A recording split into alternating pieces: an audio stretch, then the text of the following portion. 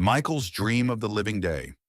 That night, Michael fell asleep with the question still inside him, not in his mind only, in his chest, in his throat, in the place where prayer begins before it becomes words.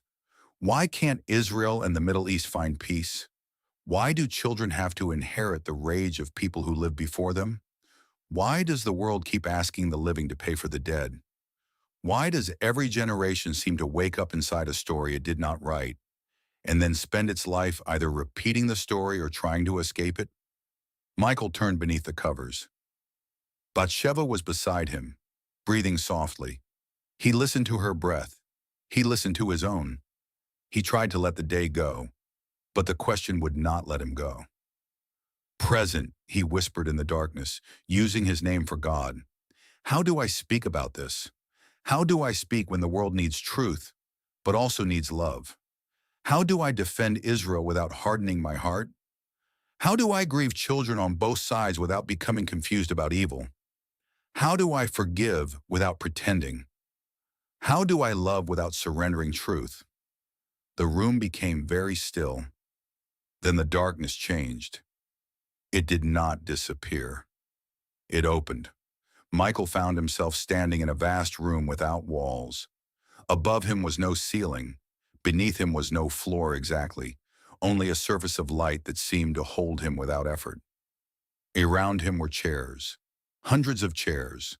Some were old and broken, some were made of stone, some were carved from olive wood, some were empty, some were occupied by shadows, some were waiting. At the center of the room was one chair unlike the others. It was not large. It was not decorated. It was simple, plain, human-sized. A small sign rested on it. The Living Day. Michael stared at it. Then a voice behind him said, "That is the only chair that belongs to you." Michael turned. An old man stood there, wrapped in a robe the color of desert sand. His eyes carried centuries, but his face was gentle. "Who are you?" Michael asked. The old man smiled sadly. "I am every ancestor who suffered and every ancestor who survived." Michael looked around the room. More figures appeared. A woman carrying a child, a young soldier with dust on his boots, a scholar holding a book, a refugee with a key around his neck, a king with tired eyes, a farmer, a prophet, a mother, a hostage, a child who had not yet been born. Michael felt his breath catch. "Are you real?" The old man answered, "As real as memory, as real as fear, as real as hope, as real as the stories people carry until they mistake them for themselves." Michael turned again and saw another figure seated in a cracked chair. This figure wore a crown made of maps. The maps were torn, taped, redrawn, argued over, and stained. The sign on his chair read, "History." History leaned forward. "You called for me," he said. "I didn't call for you," Michael answered. History laughed softly. "Everyone calls for me when they ask why." Michael looked at the hundreds of chairs. "Then tell me, why can't they find peace?" History sighed. "Because everyone comes to me looking for a weapon." Michael was silent. History continued. "They search me not to understand but to prove. They want one date, one wound, one betrayal, one map, one exile, one massacre, one promise, one document, one crime that explains everything and excuses everything." "And does it?" Michael asked. "No," history said. "I can explain much. I can justify nothing." Then another chair scraped against the light. A woman stood.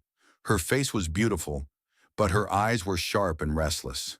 Her sign read, "Grievance." She spoke before Michael could ask. "Do not listen to him. History is useful only when it feeds me. I keep people warm. I give them identity. I tell them they are innocent because they have suffered." Michael looked at her carefully. "Are they innocent?" "Some are," Grievance said. "Some were. Some still are. But innocence is not my true interest." "What is?" "To keep the wound open." The words chilled him. Another figure rose from a chair across the room. This one was small, a child, neither Israeli nor Palestinian in any obvious way, just a child. The child's sign read, "Today." The child walked toward Michael and looked up at him. "Am I responsible for what they did?" the child asked. Michael knelt. "No." "Am I responsible for what happened before I was born?" "No." "Am I responsible for what my parents were taught?" "No." "For what my leaders chose?" "No." "For what terrorists did in my name?" "No." "For what governments failed to do?" "No." The child's eyes filled with tears. "Then what am I responsible for?" Michael opened his mouth, but no answer came. The room grew quiet. Every figure turned toward him. History, grievance, the ancestors, the unborn child, the soldier, the mother, the refugee, the scholar, the hostage, the child named Today. Michael felt the weight of the question. Then from somewhere beyond the chairs came a light without a shape. Not a person, not a face, not a throne. A presence, the invisible present. Everywhere all at once, not entering the room because it had never been outside the room. Not speaking from above because it was not located above. Not commanding like a king from a distance, but being the very space in which all of them stood. Michael trembled. The presence did not say, "I am here."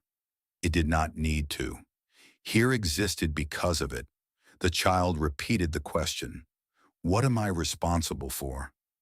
This time Michael answered, "For what you choose now." The room breathed. Michael stood slowly. "You are not responsible for being born into a wounded world, but you are responsible for whether you add truth or lies to it. You are responsible for whether you let memory become wisdom or hatred. You are responsible for whether you see the sacred image in another person, even when you must oppose what that person believes or does. You are responsible for the words you speak today, the cruelty you refuse today, the courage you practice today, the forgiveness you attempt today, the life you protect today." The child listened, then asked, "But what if they hate me?" Michael looked toward the chair marked grievance. She smiled. Then he looked toward the light that had no shape. "I don't know how to answer that completely," Michael said. "I struggle with that too." A new figure rose.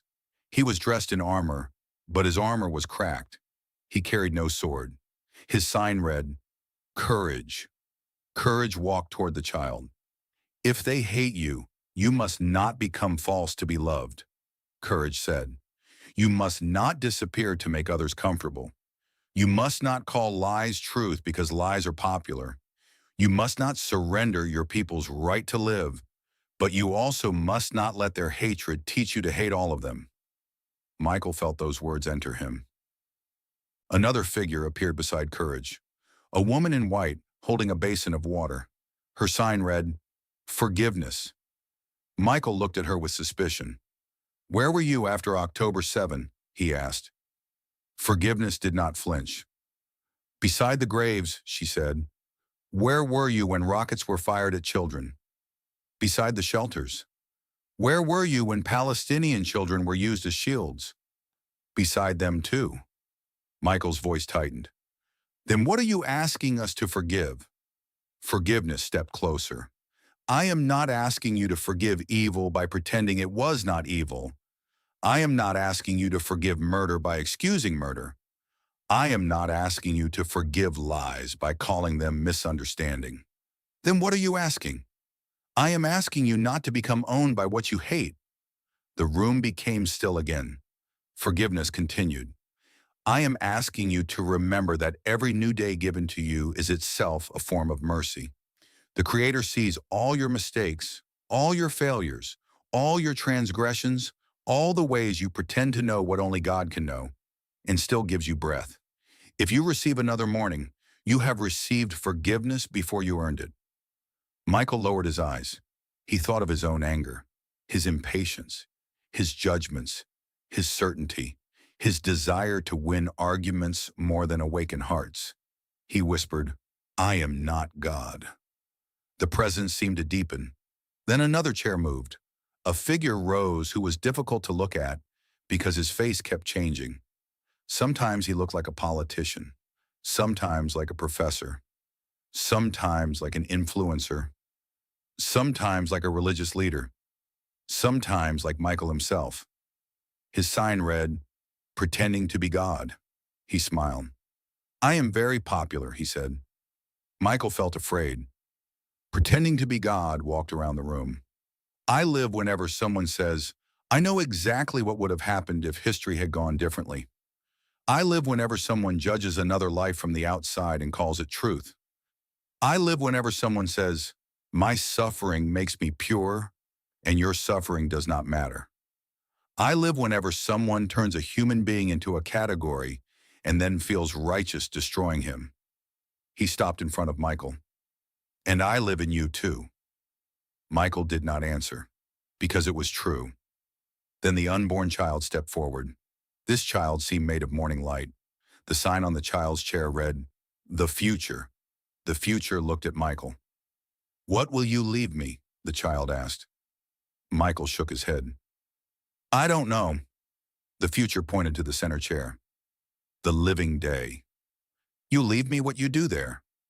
Michael looked at the chair. It was still empty, waiting. The old ancestor spoke again. "We cannot sit there for you." History said, "I cannot sit there either." Grievance smiled, "But I will if you let me." Courage said, "So will I."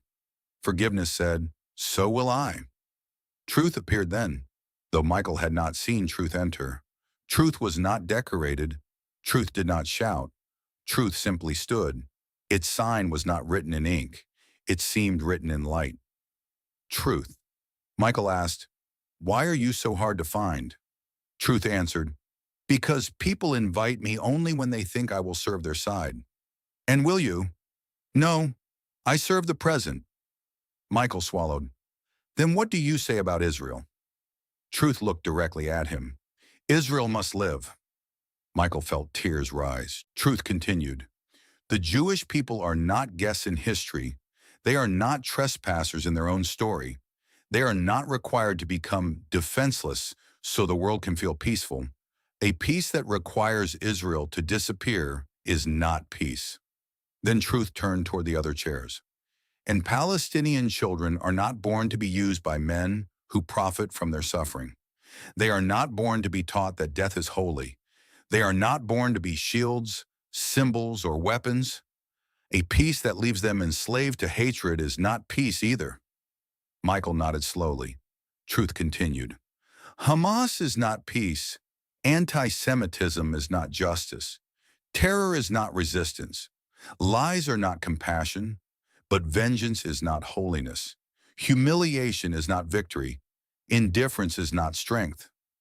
Michael felt as if the words were cutting and healing at the same time. That was how truth often worked. It had a sting. But the sting was medicine. Then the presence, still without shape, seemed to ask Michael a question without words. "What will you do today?" Michael looked at the chair of the living day. He understood now. The dream was not asking him to solve all history. It was asking him to stop hiding inside history. It was asking him to occupy the only place in the universe that had been entrusted to him, his living body, his living breath, his living words, his living choices, his living day. Michael walked to the center chair and sat down. The moment he did, every figure became quiet. He looked at the child named Today, then at the child named Future, then at history, then at grievance, then at courage, then at forgiveness, then at truth, then into the invisible light of the present. "I know I am not God," Michael said. "I do not know the whole. I do not know every consequence. I do not know what would have happened if this border had been different, if that war had not happened, if that leader had chosen peace, if that people had forgiven sooner, if that child had been taught love instead of hate." He took a breath. "But I know this. I am responsible for the space my body occupies today. I am responsible for whether my words reflect truth or confusion. I am responsible for whether my anger becomes courage or cruelty. I am responsible for whether my love becomes action. I am responsible for whether I remember that every person I encounter is a visible expression of the invisible present, even when that person is wrong, wounded, angry, or afraid. The child named today asked, "And what should I do?" Michael answered gently, "Begin with this. Do not inherit hatred without questioning it. Do not repeat slogans without testing them against truth. Do not worship your wound. Do not deny another person's wound. Do not pretend to be God. Be grateful for life. Protect life. Speak truth. Practice courage. Seek forgiveness where forgiveness is possible. Confront evil where confrontation is necessary. And remember that peace begins in the living day, or it does not begin at all." The future child smiled, but only a little. "Will that be enough?" Michael's eyes filled with tears. "I don't know." The presence surrounded him, and somehow inside that not knowing, there was humility. Inside humility, there was room. Inside room, there was breath. Inside breath, there was life. And inside life, there was another chance. The dream began to fade. The chairs dissolved. History folded into memory. Grievance retreated into shadow. Courage remained standing. Forgiveness remained waiting. Truth remained. The children remained longest. Today and future. They stood together holding hands. Just before Michael woke, the child named today whispered, "Do not ask only why peace has not come. Ask what your life is adding to this day." Michael opened his eyes. Morning light touched the room. Bathsheba was still beside him. The world was still wounded. Israel was still threatened. Children were still afraid. Lies were still moving quickly. Peace was still far away. But Michael was alive. The present had given him another day. He placed his hand over his heart and whispered, "I am not God. I am responsible for this living space. Let me reflect truth today. Let me reflect courage today. Let me reflect love today. Let me not add darkness to the world. Let me remember the children of the living day." Then Michael rose, not with all the answers, but with the beginning of responsibility.